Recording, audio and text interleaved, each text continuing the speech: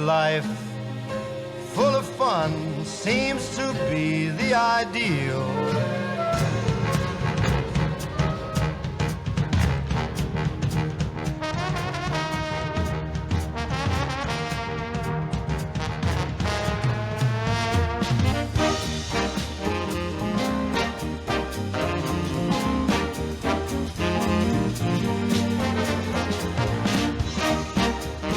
The views expressed on the following broadcasts do not necessarily reflect those of KHLT, Take 12 Radio, or our affiliates. The opinions on this show should not be considered as medical, psychological, or professional advice and are those of the host, co-host, and guest. Take 12 Radio and KHLT Recovery Broadcasting are not affiliated with any particular 12-step fellowship.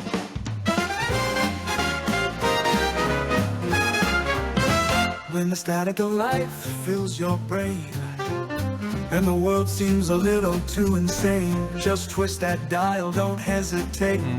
There's a haven where good vibes await.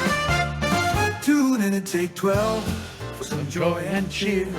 It's the sound of hope coming in crystal clear. Recovery talk and music so grand, a beacon of light, a helping hand. Well, welcome one and all to another episode of the Take 12 Recovery Radio Show with my co-host, Dion Miller from trudgingtogether.org and Raw Recovery, and a myriad of other suspicious behaviors. Of course, today we have the Take 12 Recovery Radio Make-Believe Orchestra. We got a little true or false game to play this week. And Roger McDermott is out sick. Poor guy. The topic this week is being thankful for what we don't have. Interesting. So we'll be talking about that on this episode of the world's original and oldest recovery talk and recovery music podcast, the Take 12 Recovery Radio Show. A beacon of light, a helping hand.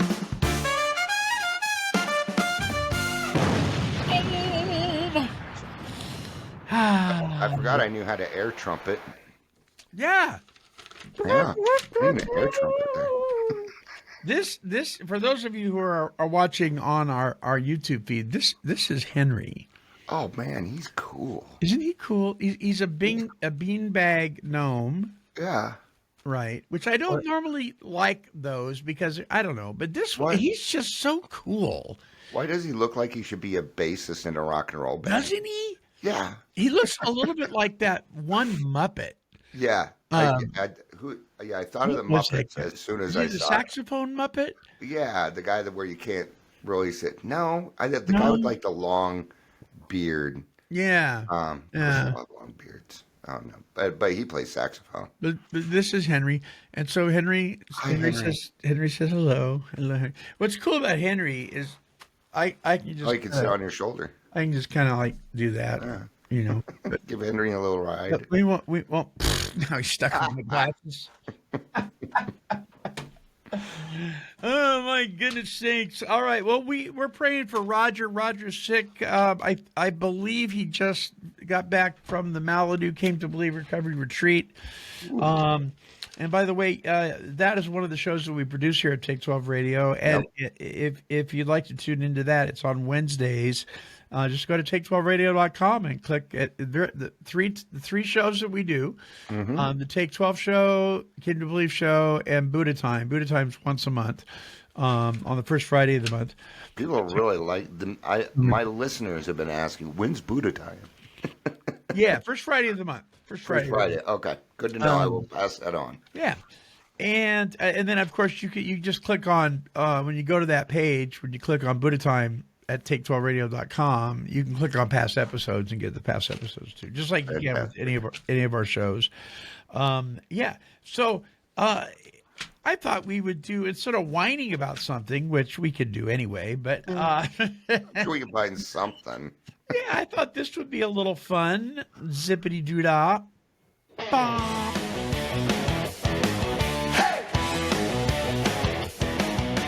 Hey there, friends, gather round. It's money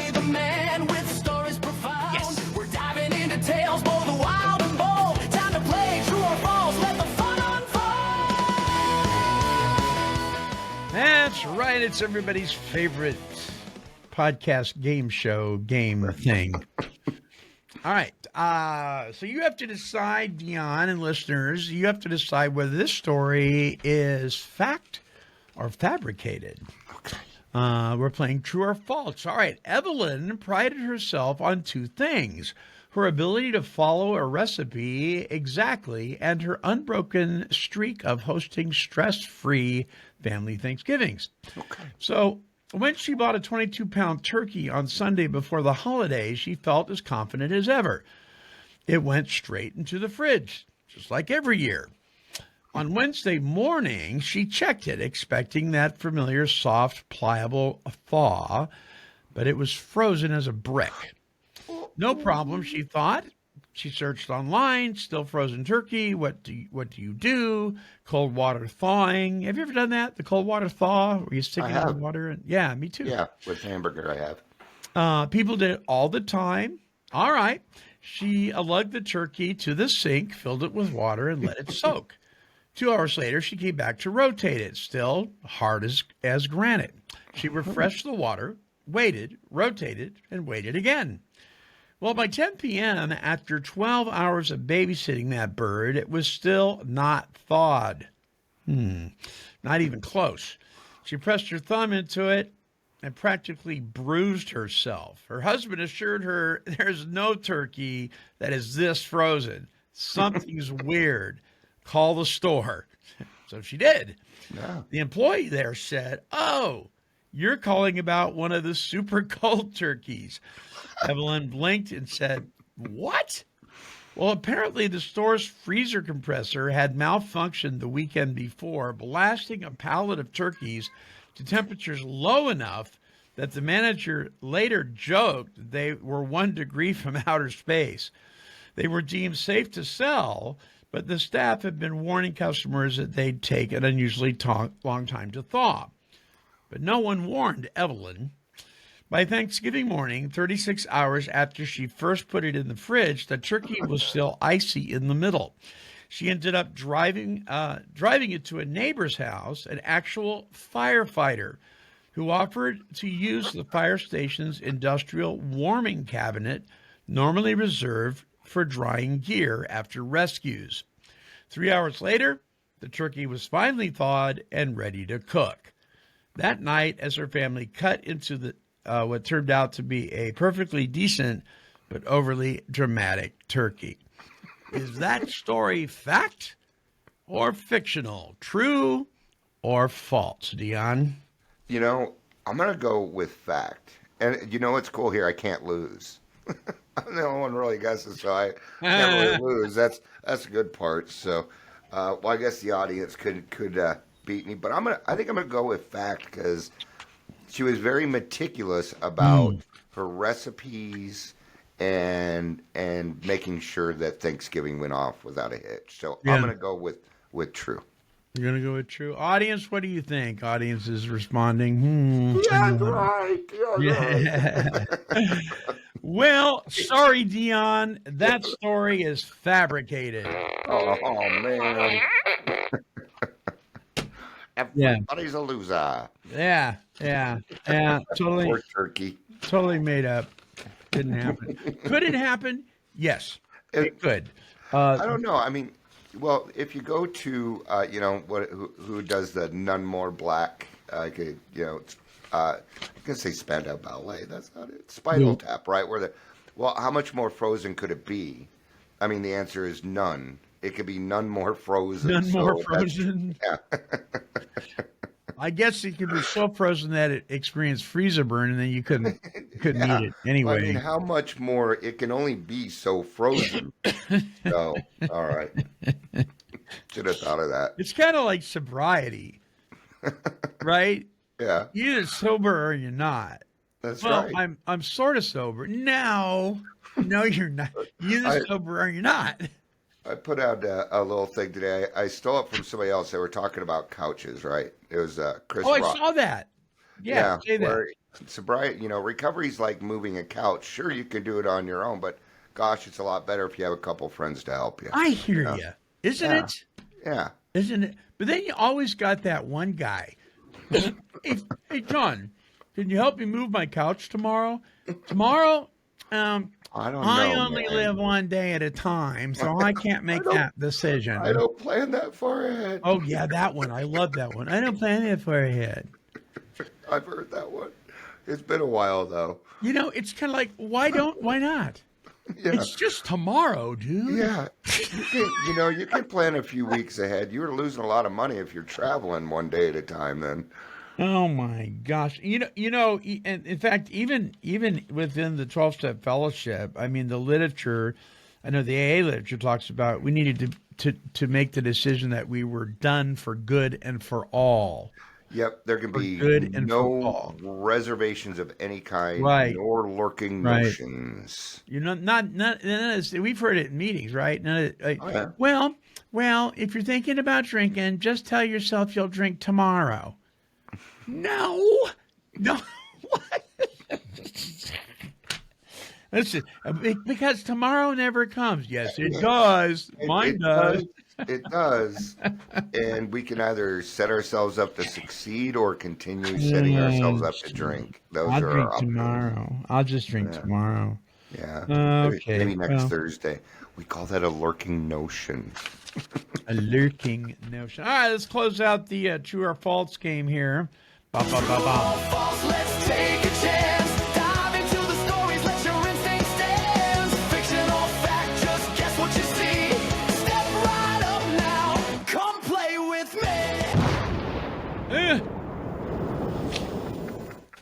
I've been accused of wanting to blow things up a lot. I was getting ready to say we're always blowing stuff up around here. Absolutely. Now we're gonna blow up the internet.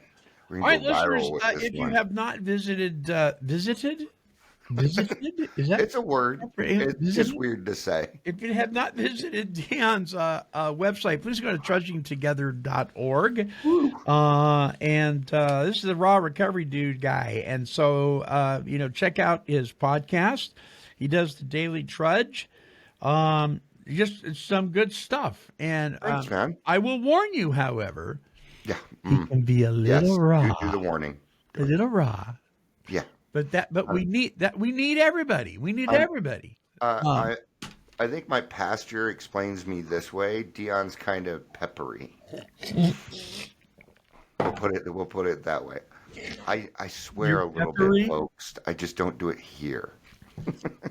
Which I did on accident earlier. Make sure you beat that. I did. I don't think it came across though. Which means if you don't do it here, it means you can choose not to do it. Yeah, it's a choice. Absolutely. I'm going to tell you right now, it absolutely is a choice. Yeah. See, at least you admit that. Yes. It's like my pastor told me one time, we've been going to this church for like 15 years at the time, and I lived across the street, across the street, mind you, and this is what he said. He said, I'm going to address all of you who tend to be late for church. He goes, if you're late on occasion, I get it. But if you're late every Sunday, that means you can be on time every Sunday. That's right. Right? Exactly what it means. And I buried my head. And I lived across the street. In fact, it was so bad. This is how pathetic I was. Sometimes we would drive to church and have to park further away from the church than what our house was. It's one of those things. It's like the closer you live, the later you're going to be. I've noticed people on Zoom meetings are always late. They are always late. Really?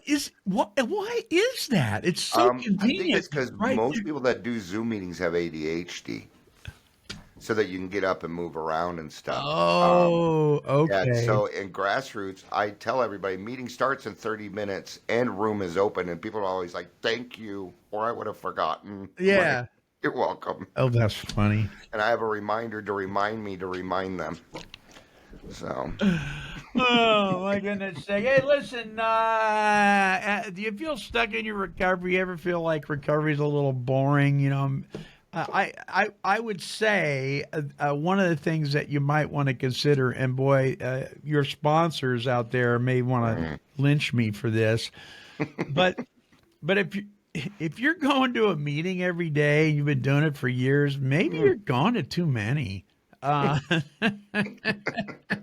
you're like, I am sick and tired of that same guy's been chairing the meeting for 3 years, and da, da, da, and the coffee is still Folgers, and da, da, da.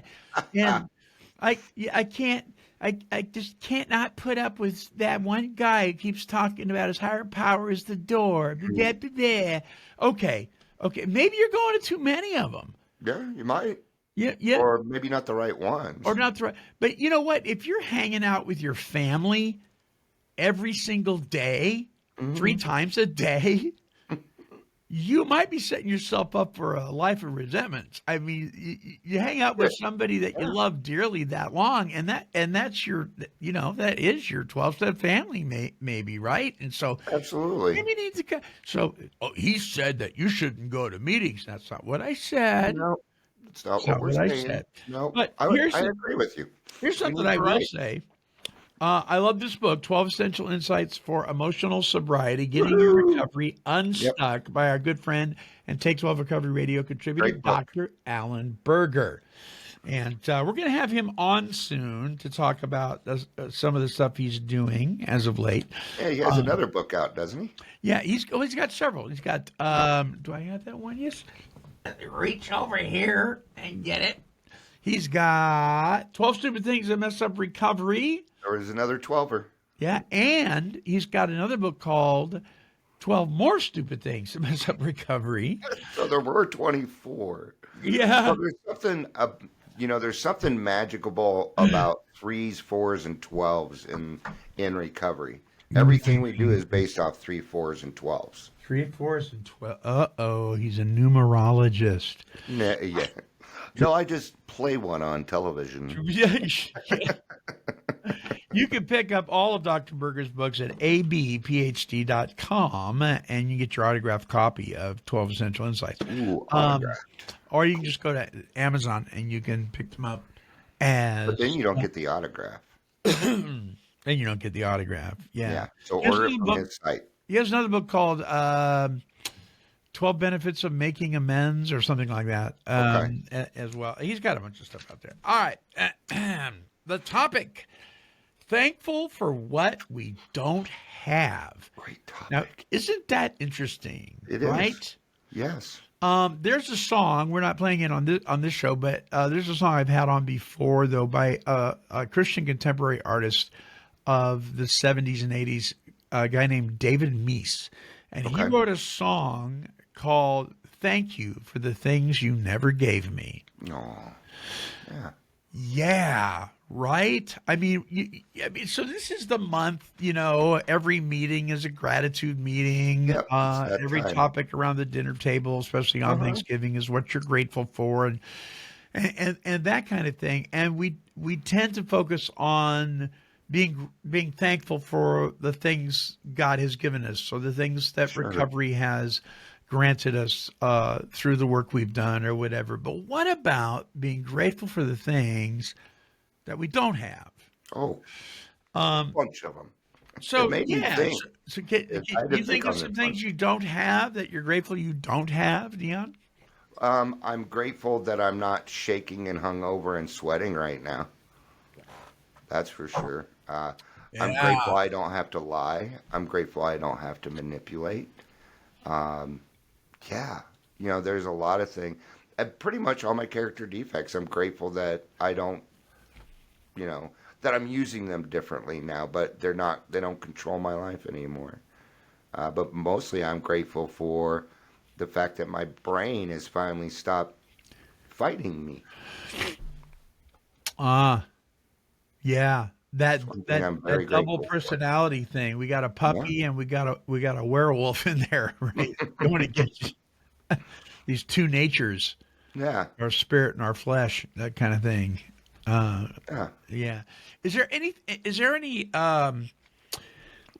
like material things that you at one time may have wanted and you're thankful that you didn't get them? You know, I've never really been a materialistic person, but I do have a situation about 5 years ago. Um, Something had happened, and a lot of people decided they were going to blackball me from this industry and stuff. I'm not going to go into the story because honestly, it doesn't matter. Yeah. And then I got uninvited to the employee party that I put together, and I felt really bad and stuff. I'm like, even one of my really good friends just stopped talking to me. Wow. And I went into a depression for a little bit, and I was like, God, you had me do all this, and now I don't get to be a part of it. Okay, and I was hurt. Then about 9 months later, they all got busted for Medicaid fraud, and I'm And like, you weren't oh, part of it. and I wasn't part of it because and that's actually what it was. I busted them in Medicaid fraud, and I said something they didn't like it.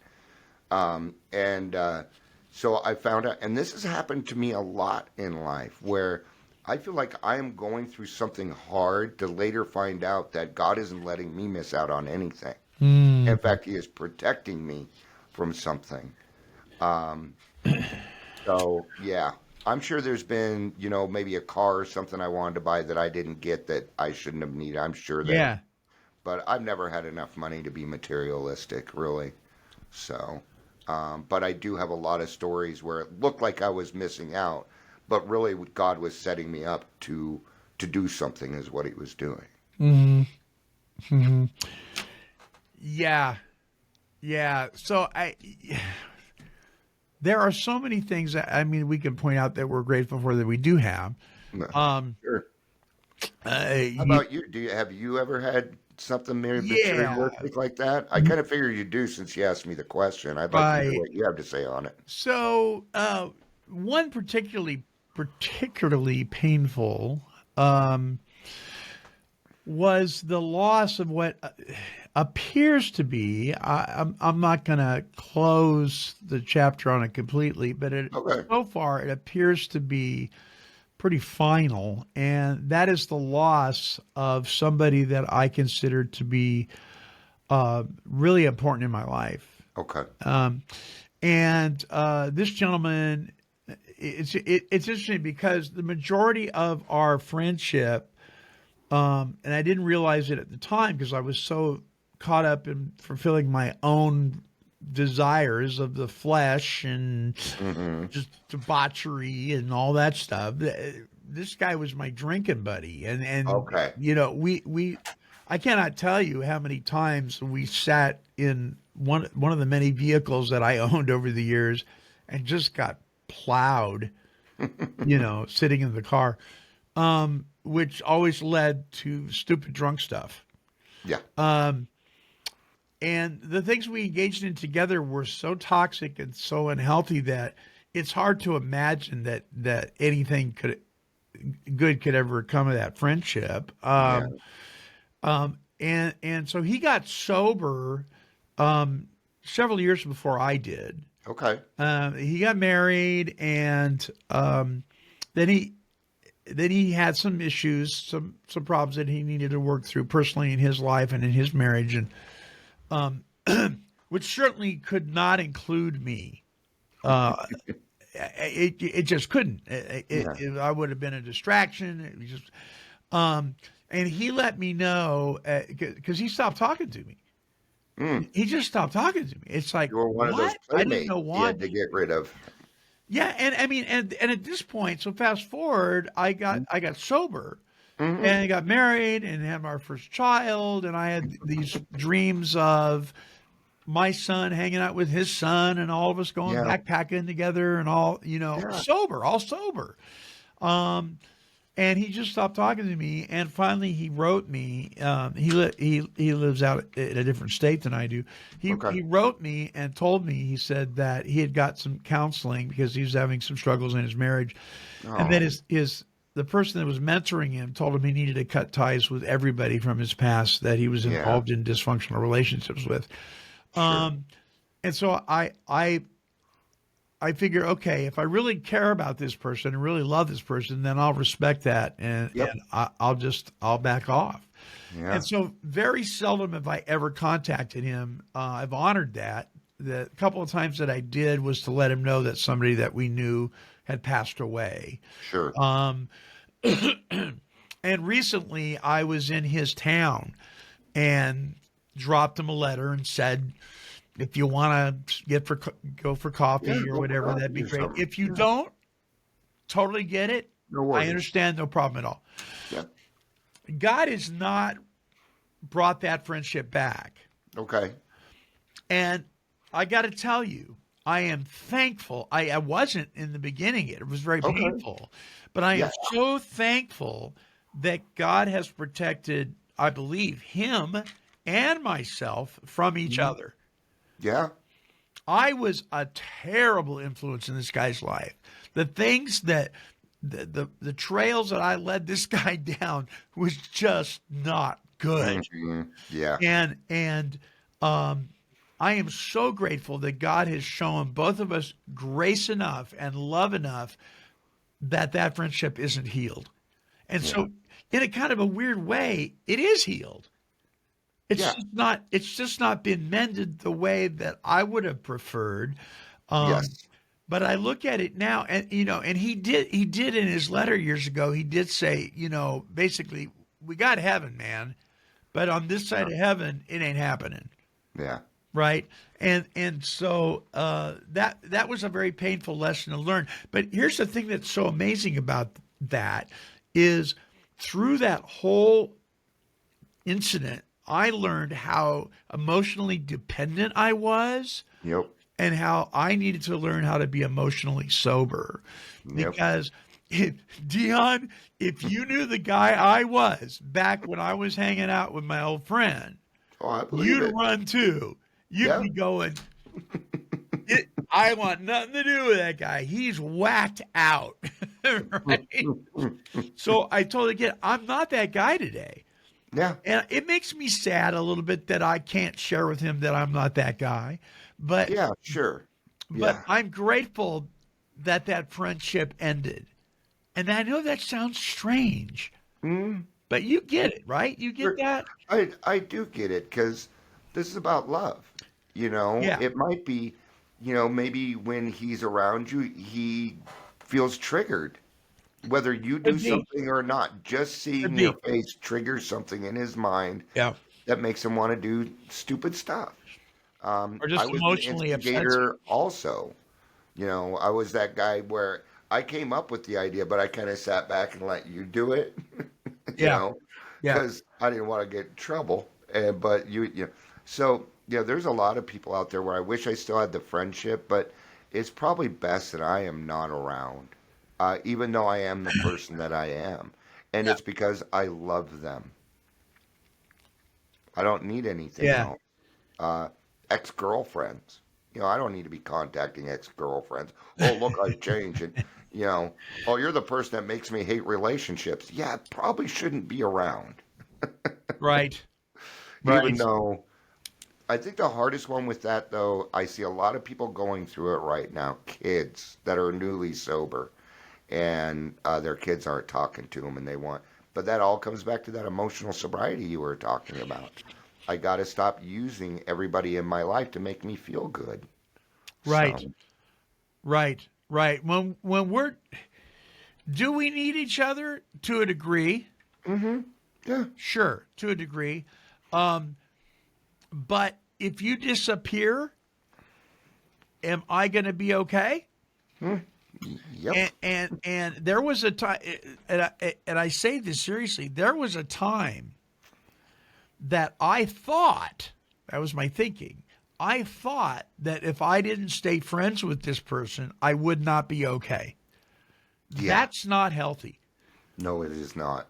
That No. is emotional dependency at its There- worst, right? There's a big difference between I need you in my life and I want you in Sure. my life, right? So, do I have to have my wife in my life?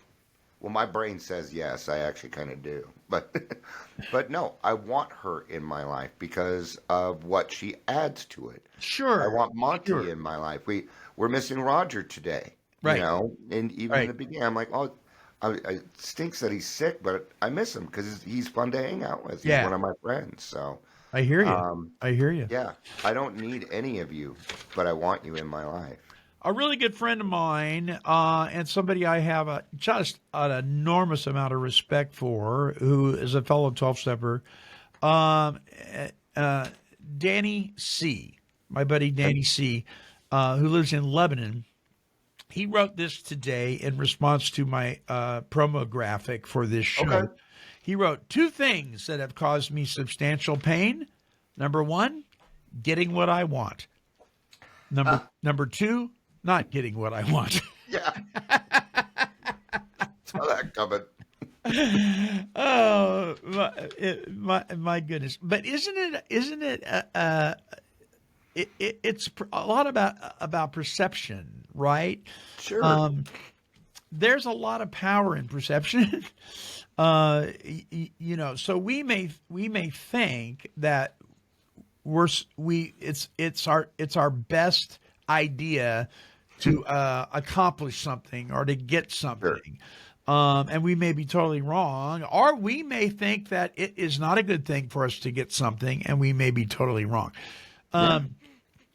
So another one of mine was when I was a guest of the state of Oregon years ago. I prayed and prayed and prayed for early release. I wanted it so bad. Yeah. I mean, I'm laughing because I've been there. It's like my wife needs me, my dog needs me, and I'm stuck in here. Now, did I do the crime and now I'm doing the time? Yes. Yep. Yes, but Yeah. God, can you show me some grace here so I can get home and be the man I need to be, blah, blah, blah. And the release date never changed. No. Well, in that process, there was a guy who was considered the kingpin of the yard at Sure. Oregon State Penitentiary. Okay. And I was told, don't take anything from this guy. If he offers you something, don't Yep. take it. You're going to have to owe a favor. Right. And he came up to me and he handed me a Tootsie Pop it was a Tootsie Pop. And I just instinctively reached out and took it. Oops. But here's the thing that was a trip.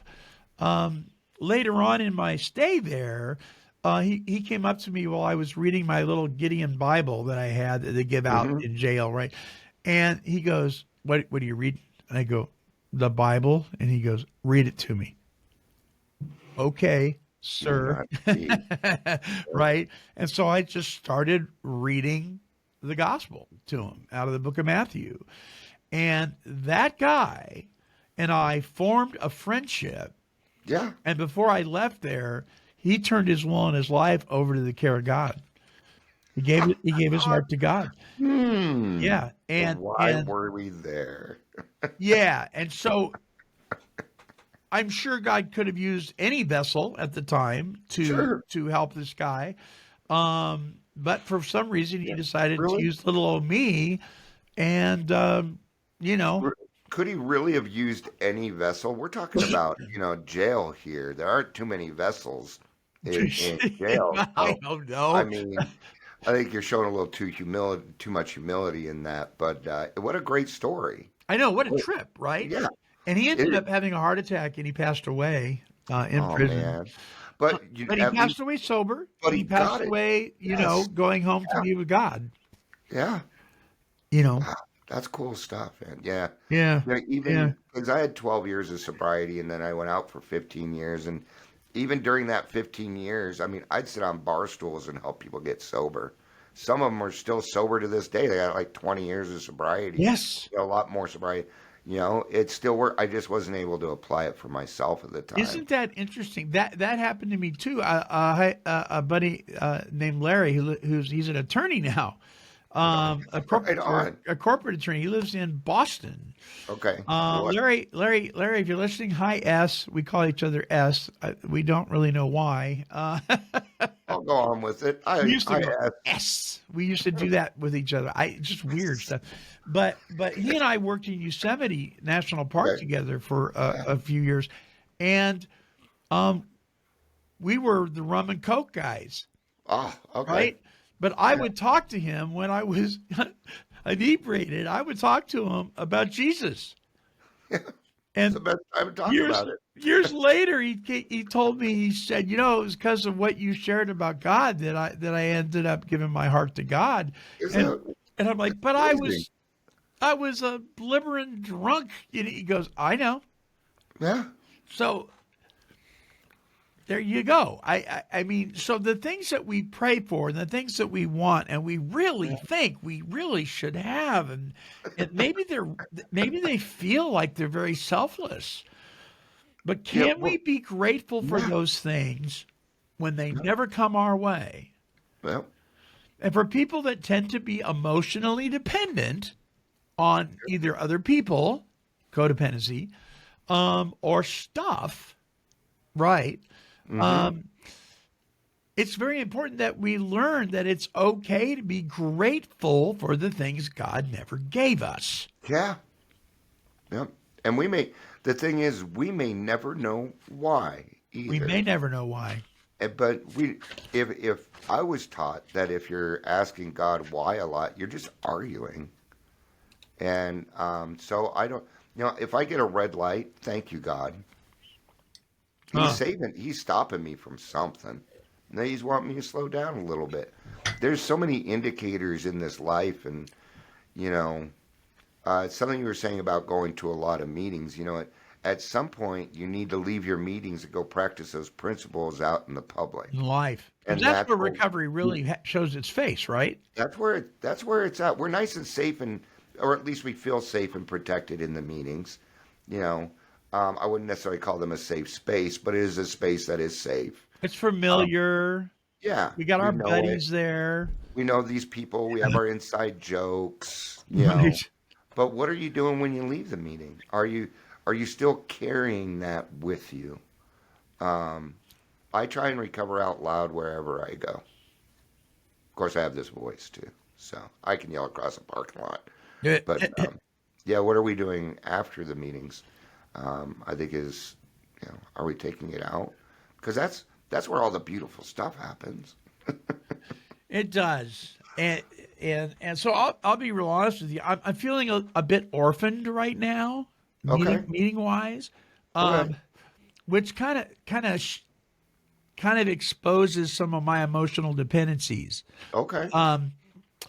So my home group, Okay.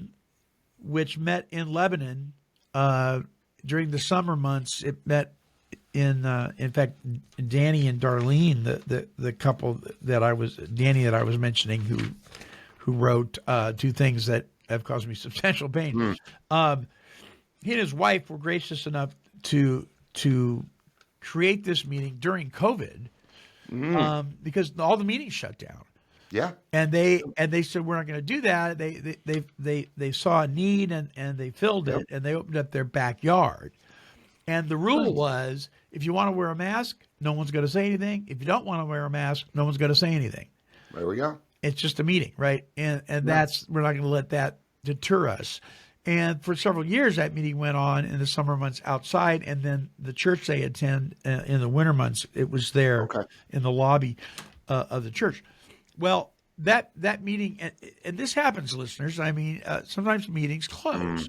Yeah. And it's not the worst thing in the world. Sometimes churches close. It's not the worst thing in the world. Sometimes it's the best thing. And so nobody really stepped up to the plate to kind of facilitate this meeting. That's usually why they close down, because the person that started it, nobody wants to. Yeah. And this is not a meeting that really practiced the practice of rotation. Okay. Right, which is common in meetings, and Sure it I is, think yeah. it's a very wise move to have rotating leadership, or servanthood, I should say, not leadership. But for whatever reason, it just kind of worked out like that, and so myself as well as others kind of became dependent on Danny and Darlene. You know what I mean? And it's like nobody really stepped up to when it was time for them to rest. And time for them to kind of take care of themselves. She's retiring soon, and do the Danny and Darlene thing. which was very important and certainly more than fair, nobody stepped up to the plate. Is that because people were selfish? Not necessarily. Maybe Yeah. that's just the way God wanted it right now. Yeah. But I got to tell you, I feel a little orphaned because I tried going back to this one meeting that's local, and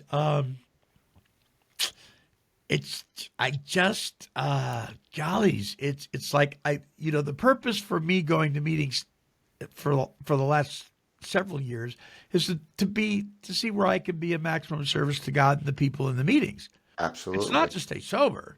I am Yeah. sober. Yeah. I'm a recovered alcoholic. It's there to be helpful. I don't feel like I'm effective there.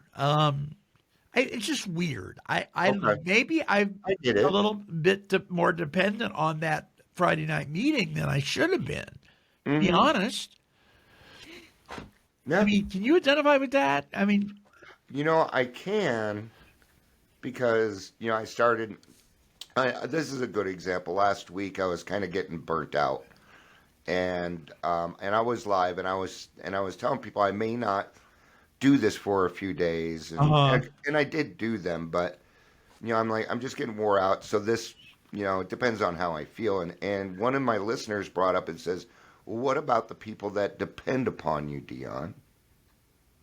And I'll tell you, as soon as the question was asked, I got a little miffed. I got a little upset. But it's a valid question, and it was a great question. It really was. And this was my answer.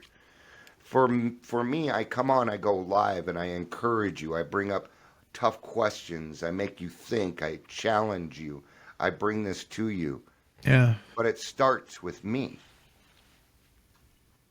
So sure. that means I don't have somebody behind me doing that. I do have God. God's in my corner, but I tend to be the one. I started the grassroots. I started Daily Trudge. There's a new detox coming. I started that. There's a lot of things that I start. But what am I doing? I'm creating service work for other people. That's what I'm doing. Yeah, You know, now is it that way all the time? No, I grab inspiration from some of my friends. I'll hear a good line and steal it and things like that. So not everybody what we have is a lot of followers and few leaders, few servants. Um, and it's usually in the Zoom meetings where things tend to be a little too repetitious. In grassroots, one of the first things that we did was made rules on how long somebody did something. And I'm constantly saying, no, you guys need to take the timer. I'm not doing it anymore. I'm trying to step away from the yeah, group now, not yeah. away from it, but just to be another person in the group. I don't need to be the treasurer forever. I don't need to be the leader forever Right, or every day. right, That's not required. right. And that's just showing a good example, right? Yeah, yeah, So, yeah. I so agree. certainly, yeah, I do understand that. I feel the pressure sometimes that maybe that I've heard this too before. Dion, I just listened to you, and I'm like, well, don't do that. Listen to more people. Sure. I don't have all the answers, and my recovery will get you drunk. You need a variety of recoveries, right? Like my recovery isn't my sponsor's recovery. He was a guide. My recovery is stolen from hundreds of thousands of people that I've met. It's a culmination of things. Hmm. I'm going to challenge you on your recovery will get me drunk. If you did what I did, Would you call that true recovery, though? uh, I would call it. You're I would call it beautifully unique. beautifully. Well, we're not terminally unique, right? So there's not somebody out there that I am not so different that there's nobody else out there like me. But we're like a lot of we're like snowflakes. Not every snowflake is the same. Are you But when calling we me a fall to the snowflake? ground, and yeah, probably not the best time to be saying snowflake, right? But when we hit the ground, we're all the same, right? But it took that uniqueness, that beautiful uniqueness from Sure. everybody to create something beautiful. Yeah, amen to that. We are beautifully and wonderfully made. Yeah. And we all do have unique things about us. No one's just like you. No one's just like me. Um, but at the same time, we're not that different. It's kind of a Correct. It's kind of a, what do you call that thing? Oh, what's the word I'm looking for? Where there's two opposites, so they both make sense together. I can't think. Why can't I say oxymoron's the only thing No, going an through my oxymoron. head, and that ain't it. Yeah, I don't. That's the opposite of what we're looking Right. for. Uh, I a can't great think of what I. coincidence. We talk about all the time in meetings, right? I mean, the first will be last, the last will be first. Paradox. A paradox. There you go. There it is. It's more than just two doctors, by the way. Yeah. Yeah. I still say that a half a scissor is a single sizz. Yeah. I'm telling you, it just is. Right. Anyway, yeah. So being grateful and thankful for the things that we don't have. I mean, and I don't mean like I'm grateful I don't have the measles. Well, of course, Yeah. I heard a lady share one time how grateful she was that she did not, carry her child to full term. She had a miscarriage, and that she learned to be grateful in that. She didn't even can know understand. why. She didn't even know why, but in her pain, I mean, she Mm-hmm. went through the grief process, angry and denial and all that stuff, right? Which you need to go through. But she came out the other end being very, very grateful. And her answer that she answered, I asked her, how are you grateful for that? She goes, I don't know, but I know Yeah. this, that God says that we need to be grateful in all things.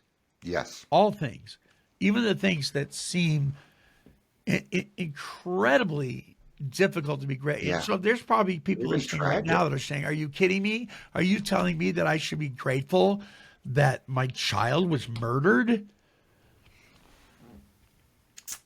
That's a good question. It's a great question. I can't tell you. I'm just saying sometimes Yeah. when we come out of the other end of something, and we don't see it until we do, right? Yes. Right. Well, just like the story that I told earlier where I felt like I was left out, what ended up happening is I ended up developing all these relationships with these other professionals Yeah. that today I utilize all over the place now. Right. So Right. something came out of it. You betcha. When I was a year sober, I had my first anxiety attack, full blown. I was in the grocery store. They had to blue light my wife, at Shannon Miller, and I didn't know where I was. And I spent the next Wow. year and a half, at home. Right, my hair got all long, and I wasn't able to make meetings. And so what I did is I started going live every day. It's now the Daily Trudge. 7.5 years ago, I started it. Yeah. Actually, we're getting close to 8 years. And I used to get awfully upset with God. I'm like, God, why am I going through this? So I had to learn how to stay home, stay sober in recovery, and not drive my wife mad, drive her up the wall, right? Yeah. And then I started to get that down, and then something really weird happened. COVID. And you all came into my world. Huh.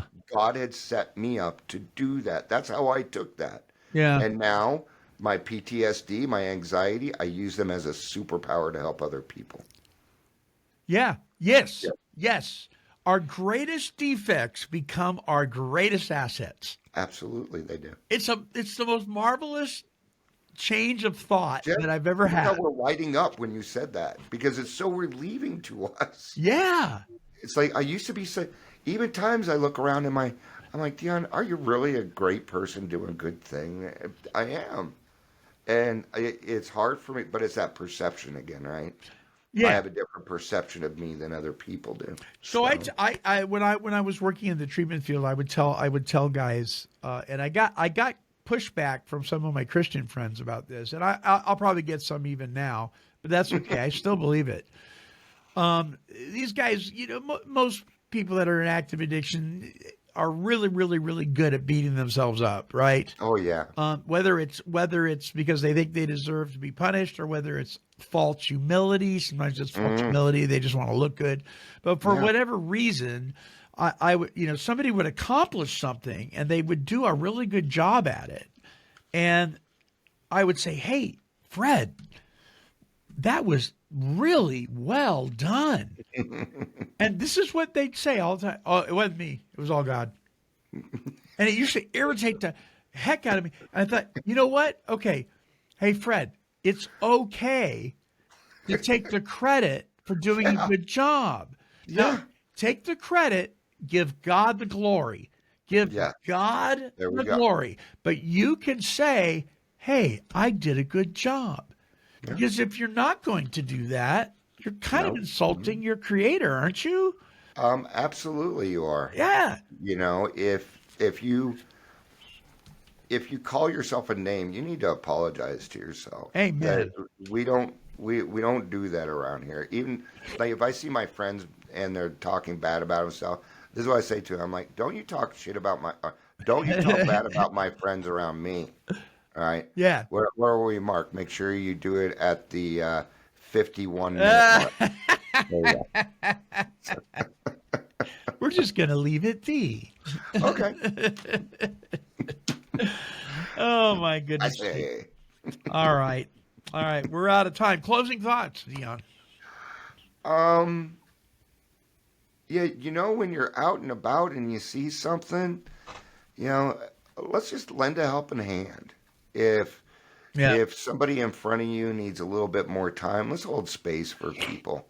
I think people really need that right now. I think people are feeling separated right now, and I think we need community even more at the moment than we have in the past. We really need community right now.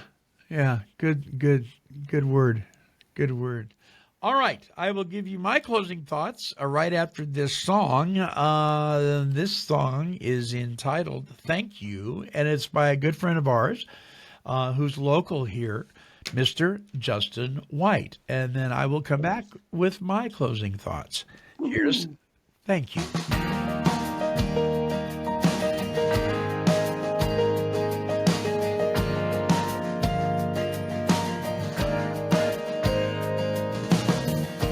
Running up this nature trail at 7:30 in the morning, the sun shining through the trees, the smell of dew as the wind continues blowing. I take a moment and pull the headphones out from my ears and look across this valley. I feel the heartbeat inside my chest and thank the Lord for my health and other blessings. Oh Father, thank you for the air I breathe. Thank you for this life. Oh Father, thank you for the love we share. Thank you for this time. Oh Lord, but most of all, thank you for your love.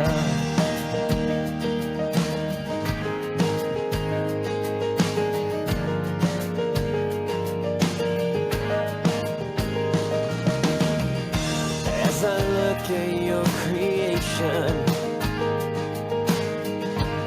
the complexities of earth,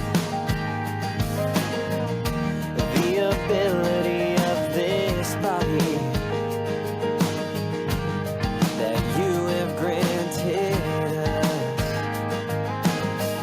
I stop a moment and take it all in as your glory fills the sky.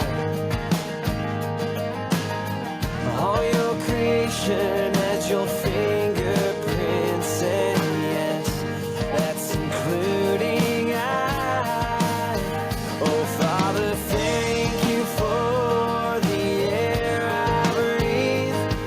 Thank you for this life. Oh Father, thank you for the love we share. Thank you for this time.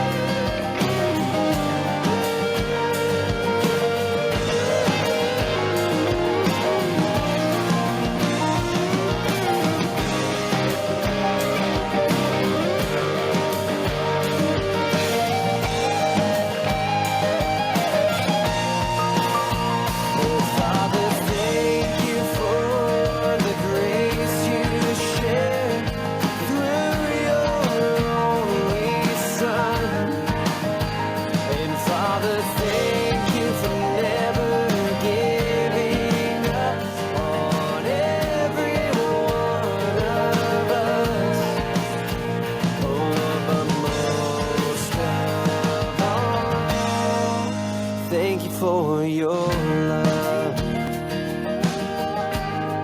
Lord, thank you for your love. Lord, thank you for your love. Oh, your love.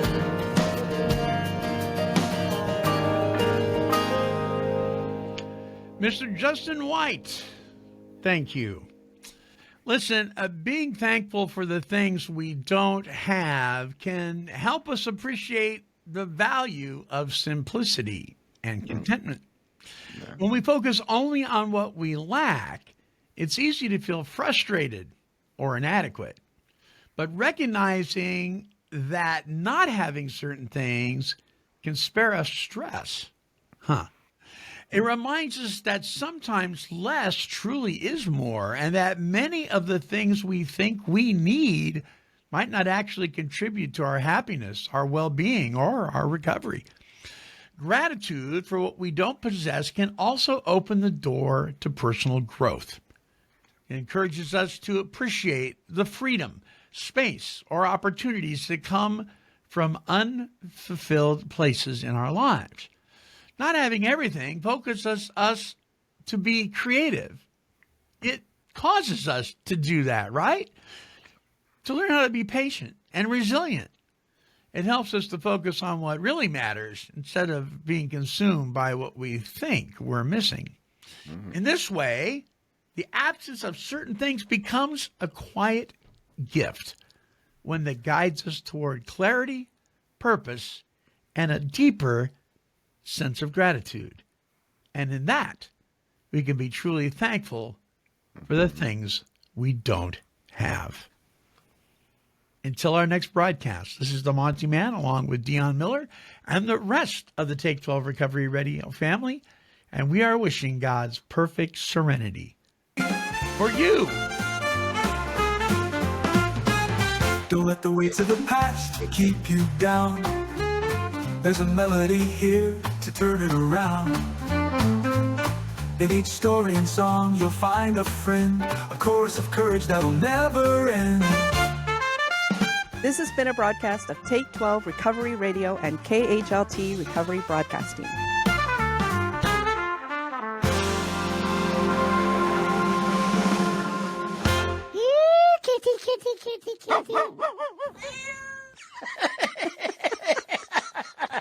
This has been a Chicken and a Pig production.